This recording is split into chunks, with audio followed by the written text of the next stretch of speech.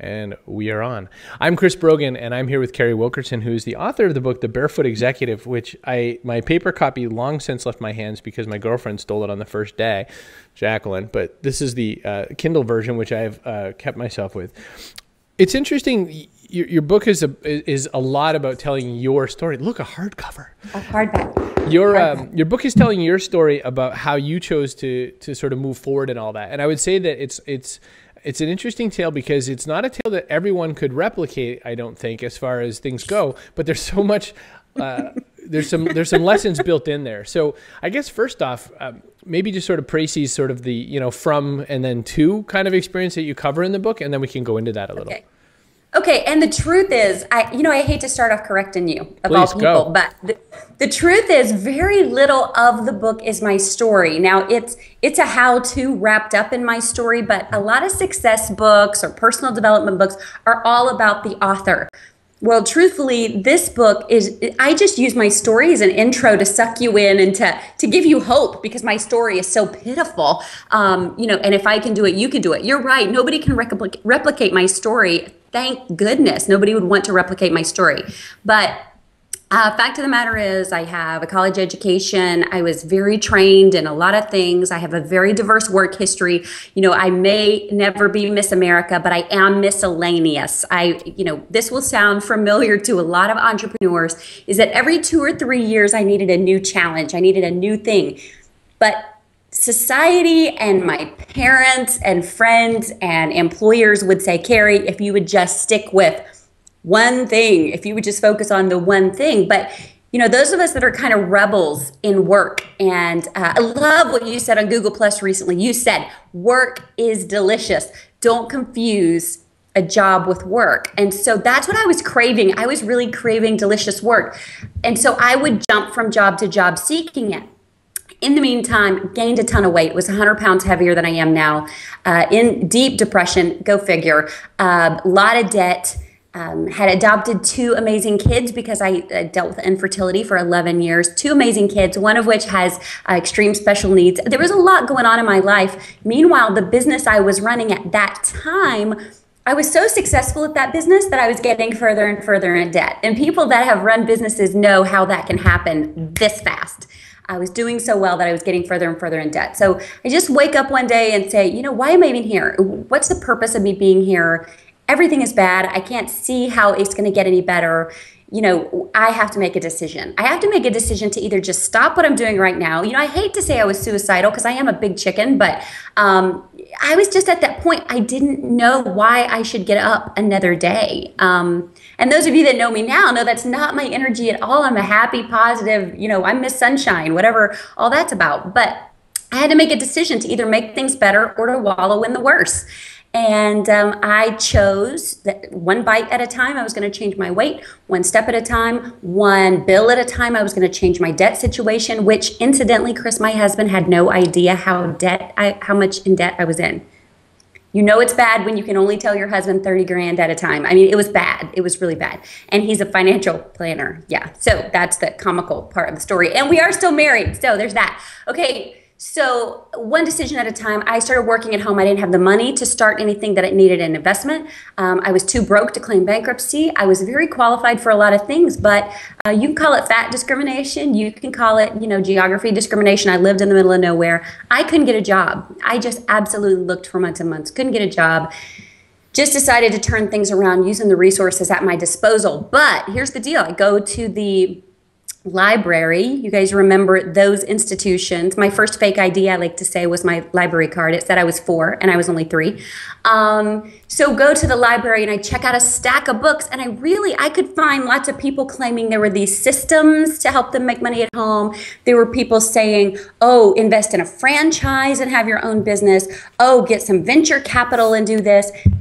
None of that appealed to me. So I wrote this book because this is the book I wanted. This is the book that was not around that many years ago. It was the book that said, what are you qualified to do? What do you like? What do you hate? What have you been paid for before? And here are 5 different business models to look at. There's no agenda. There's no selling you into anything that I endorse. But it is just, I like to say the book is as much about you as it is about me. It's a lot of pulling things out of you, a lot of questions, a lot of discovery, etc. So that's kind of my story. Now we're several businesses later. I've created and sold several businesses. I'm now just down to the one business, which is the Barefoot Executive, and training other people how they don't have to go into tremendous debt. They don't have to get a team of lawyers. They don't have to be terrified to start something at home. And the fact is, with our economy the way it is right now, with things in a constant state of shift like they are right now, the only certainty you can have is if you teach yourself to create income. So in doing so, I mean, you have to start somewhere. So you've I guess the first starting point is the choice. You've made the choice. You said, I'm going to do this. I'm not just going to keep humping around for other jobs. I might work the job I have for a little while, but I know what I really want is to stop working for somebody else, and I want to take over and just do my own thing. What's your starting point for that? Like, what's the very first bit of advice after you've made that choice to say, okay, now go? Well, here's where everybody gets stuck, Chris, is in the decision. You know, a client of mine, that's a whole key point in a course that I teach, is you have to make the decision. You have to decide. She sent me a word study of the word decide the other day. Now, we know what suicide means. We know what infanticide means. We know what genocide means. It means to kill, right? It means to kill. Decide means to kill all the other alternatives. So you have to decide, this is what I'm going to do.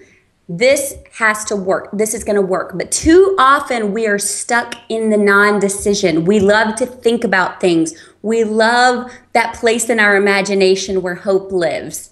We love the perfect mate. We love the perfect job, the perfect whatever. And it's just easier to have it live there than make the decision. But if you really commit, if you really make a decision, okay, I'm going to make a plan within 6 months, within 8 months, I'm going to be creating income part-time or creating income full-time or whatever that looks like.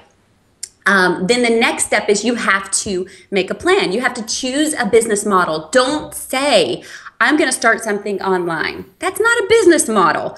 You have to have a sellable skill or sellable knowledge or something that is valuable enough for me to give you money for. What is that thing? Are you interested in fitness? You know, are you interested in blogging? What are you interested in?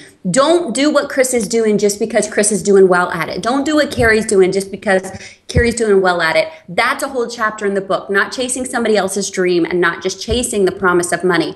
You have to pick a business model and then you have to make a plan. And that plan isn't subscribe to everybody's blog, subscribe to everybody's list, buy every instant course and promise of riches. That's not a business model either. Saw a t-shirt on a guy the other day, Dan Morris, and it said, hope is not a marketing plan. Okay, so you have to have a real plan. I've never been one to draw up formal business plans, but I will zero in on one idea, one core market, one niche, one skill set, and go from there. Then your next thing is you have to start building an audience. You have to have people listening to you. And so then that's where what you do, where social media and blogging and position building and platform building comes into play. And again, nothing I've mentioned yet costs a dime. All of those can be free tools. The only cost is your time. So then you have to be willing to walk away from the TV, walk away from the extra time at Starbucks, walk away from those things you're pouring your money into and your time into, and invest that into you. You talked about how I wrecked my 2011, which was mistake number 2, chasing too many rabbits.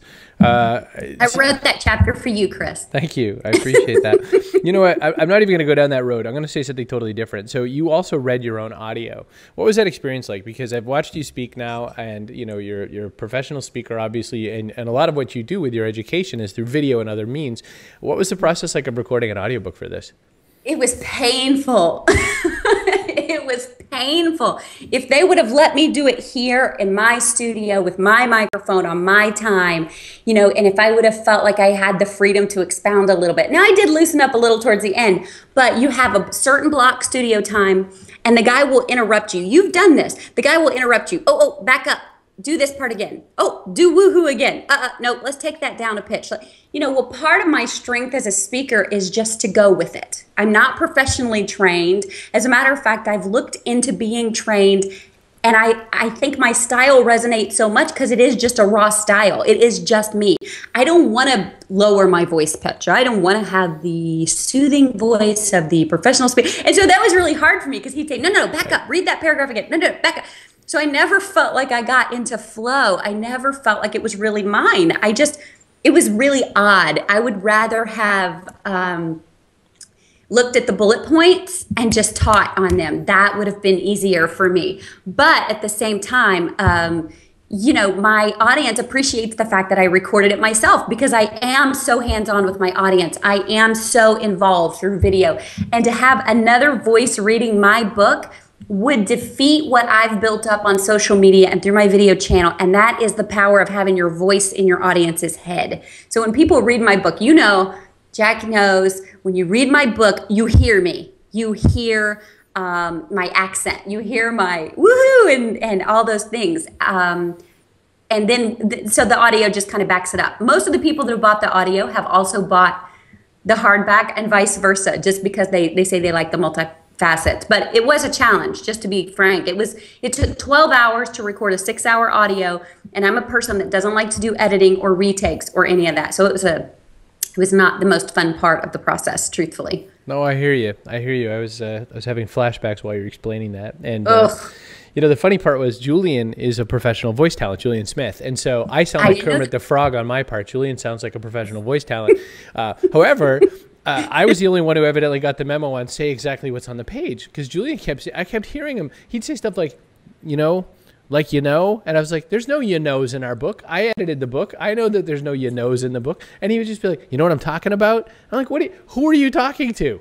And he just added his own sentences in, but it all turned out great. It was a great thing. And I will do that next time. Next time I'm doing it much more exponential. I'm going to go totally Gary V on it and tell stories that aren't even in the book. And I'm just going to do it my way. This time I just was too nervous about getting it right. And I think that's pretty common with your first mass-produced book. Next time I'm just going to say, to heck with that, I'm going to do this for my audience. So I think it's the way to do it. Well, the book is The Barefoot Executive. This is Carrie Wilkerson. I'm so glad to have some time with you today to do this, and I definitely think it's a book worth checking out. So thanks so much for your time, Carrie. Thanks. Bye, everybody.